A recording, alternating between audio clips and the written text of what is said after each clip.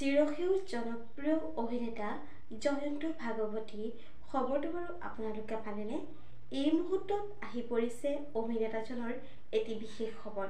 আপোনালোকক সবিশেষ জনাম আজি এই ভিডিঅ'টোৰ জৰিয়তে। গতিকে ভিডিঅ'টো অলপো স্কিপ নকৰাকৈ শেষলৈকে চাই থাকিব। নমস্কাৰ বন্ধু বান্ধৱীসকল, আপোনালোক সকলোকে স্বাগতম জনাইছোঁ মই প্ৰতীক্ষাই SP নিউজ আছামিজৰ অন্য এটি নতুন ভিডিঅ'লৈ আপোনালোকৰ বাবে লৈ আহিছোঁ পুনৰ এটি নতুন ভিডিঅ'টো সকলোৱে আদৰি ল'ব বুলি আশা কৰিলোঁ।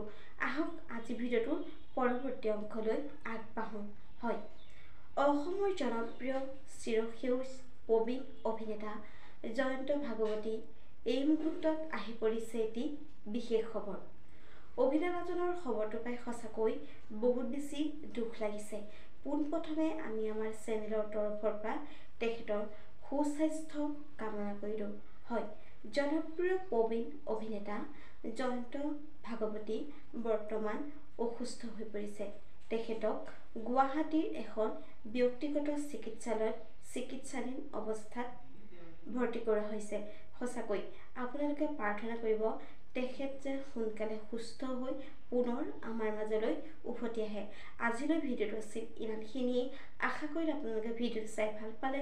তেনে ভিডিঅ'টোত এটা লাইক কৰিব, কমেণ্ট কৰিব, শ্বেয়াৰ কৰিব, লগতে চেনেলটো ছাবস্ক্ৰাইব কৰি কাষতে থকা বেল আইকনটো প্ৰেছ কৰি অল কৰি দিবলৈ নেপাহৰিব।